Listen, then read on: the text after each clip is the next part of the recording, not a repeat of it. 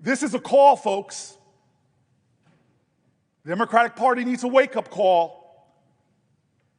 I see law firms bending a knee to this president, not caring about the larger principles, that those free speech rights, that you could take on any client, why are you bending the knee? I see universities that should be bastions of free speech bending at the knee to this president. I see businesses taking late-night talk show hosts off the air because they dare to insult a president. I see people who want mergers suddenly think that they have to pay tribute to this president.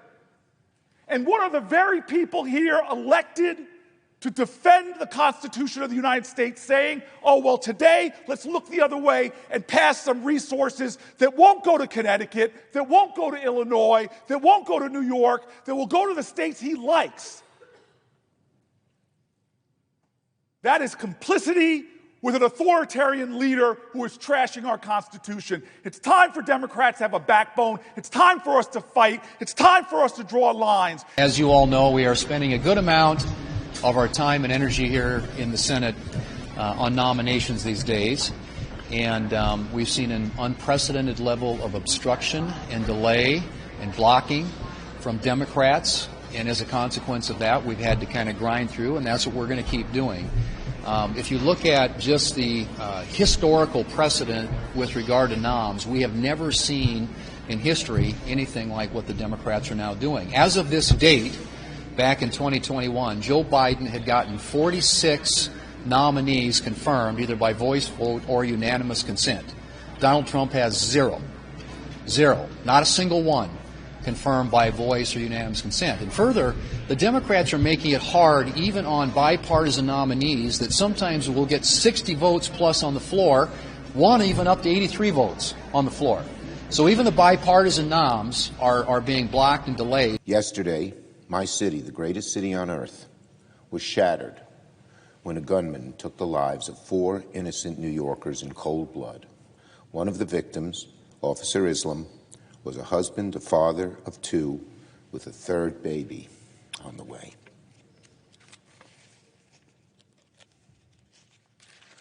He was the best of who we are, a proud Bangladeshi American, a proud cop from the 47th Precinct, a proud New Yorker. I rise today to propose an amendment to the bills before us, one that guarantees every officer in every state, like Officer Islam, has the full support they deserve in their service to our communities from this body. Sadly, this is not what the Justice Department is doing. Rather than supporting law enforcement agencies and officers equally across the nation, they are weaponizing public safety grants to punish state and local jurisdictions that resist the Trump policy agenda, including my home state of New Jersey. This is the shift towards authoritarianism. It is undermining the separation of powers we have here in America. When will we stand and fight this president? I am an American.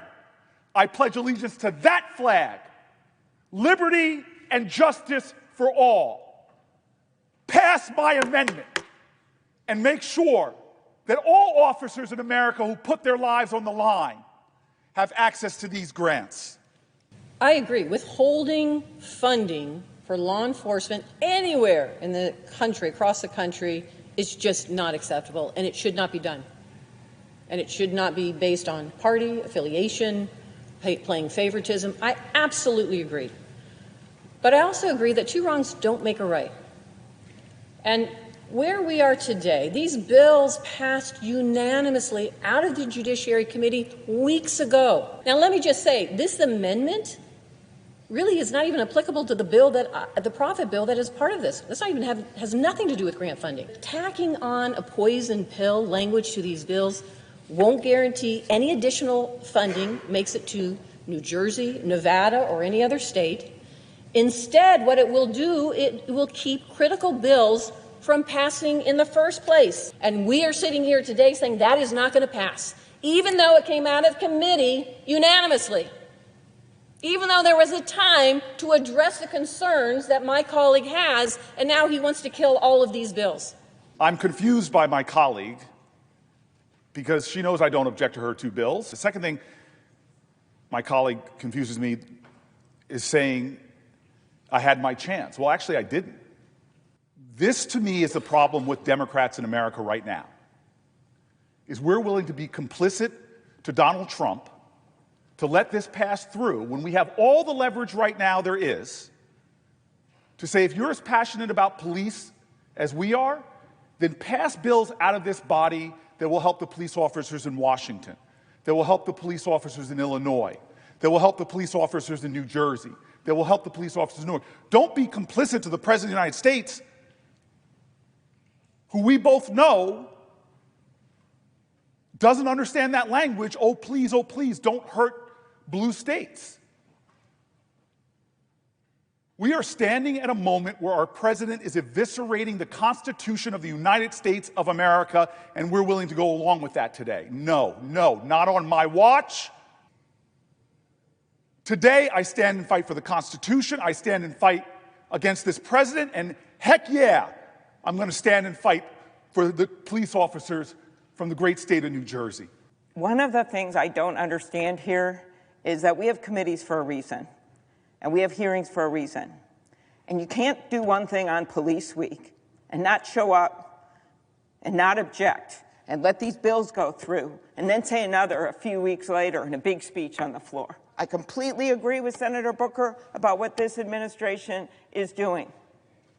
But you can't just pick out a few bills that came out of a committee and say, I'm going to stop those, and then allow for other bills that fund other parts of your budget in your state. I was just called out by name, and I want to respond. This is what frustrates me. I've passed numerous pieces of legislation for our police officers. I partnered with Chuck Grassley, the incredible senator from Iowa, on a bill very similar to the one I support about police officers who fall in the line of duty. But what I am tired of is when the President of the United States of America violates the Constitution, trashes our norms and traditions. And what does the Democratic Party do? Comply? Allow him? Beg for scraps? No, I demand justice. There's too much on the line right now in America. As people's due process rights and freedom of the speech rights and secret police are running around this country, picking people up off the streets who have a legal right to be here. There's too much going on in this country. When are we going to stand together? If we don't stand as Democrats, we deserve to lose. I think it's in everybody's interest to avoid a government shutdown at the end of September, which, as you all know, is when our fiscal year ends. And obviously, in order for that to happen, it's going to take some cooperation from Democrats. So I think the president is prepared to deal, to negotiate. He's proven that in the past. We are all very concerned on our side of the aisle in finding ways to make our country more fiscally sustainable and to find savings within the appropriations process and the other areas of government funding that fall under the mandatory side of the budget. But we very much want to see restraint in spending, so that we can start dealing with the debt and the deficits. And I think the best way, at least right now, to do that is to have a normal appropriations process. And a number of my colleagues are on that committee and have been working aggressively to try and get bills ready for consideration on the floor. And I just hope now that we can get a path forward to do that. If at the end of the fiscal year the Democrats use any other suggestion made by anybody in the administration as a cover for not doing appropriations bills, or worse yet, as a cover for trying to shut the government down, that is an argument that's not going to be sustainable. And so if we end up with a Schumer shutdown at the end of the year, the Democrats are going to own that. We are going to look for ways to keep the government funded and open and operating. And what we hear, at least rhetorically, coming out of the Democrats right now is they have a very different view of the world. And they're already talking openly about a shutdown. And I think the politics on their side of the aisle right now is such that, as I said, the far left, the wing of their party in the Senate, is calling the shots. And I don't think that's in anybody's best interest. So I'm not taking any options off the table. But what I will tell you today is that as we look at this week and then the subsequent week coming in September, I intend to use those weeks to try and get appropriation bills done so that when we get to that year-end conversation, we're prepared to have hopefully a substantive conversation about what the best way is to fund the government.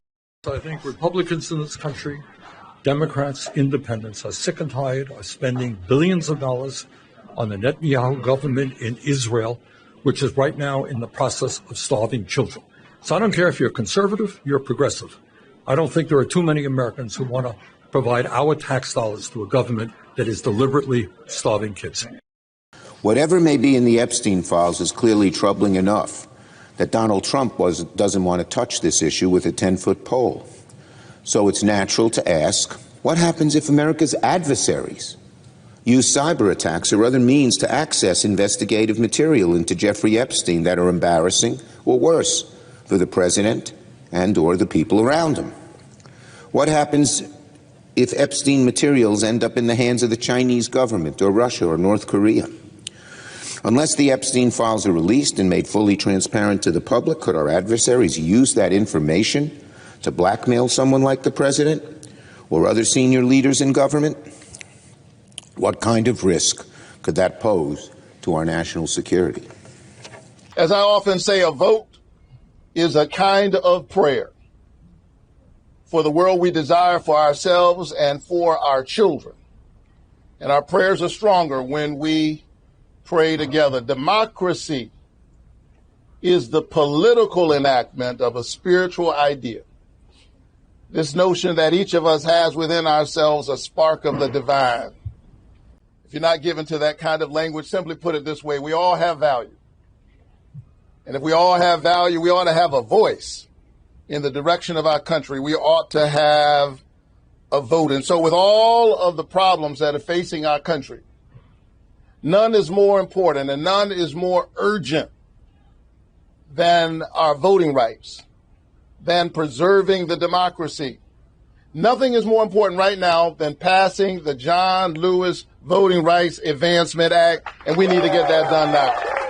We've worked on this for years, and it's really simple. It bans members of Congress from trading stock. It's not that hard. And guess what? Members of Congress hate it because they want to trade stock. They make a lot of money doing it. Both parties, sadly. But the president's right. We should ban it. Let's do something that makes some sense. Like, explain to me how you sell a liquid asset. Explain to me why somebody in Congress cannot own a stablecoin. It's cash. Now, one thing this bill does not do, unfortunately, is fund the Corporation for Public Broadcasting. As everyone knows, Republicans rescinded bipartisan funding we provided for CBB in the first ever partisan rescissions package. It is a shameful reality, and now communities across the country will suffer the consequences as over 1,500 stations lose critical funding. I really hope that Republicans will join us to restore this funding down the line, and I want you to know I'm going to keep pushing to do that.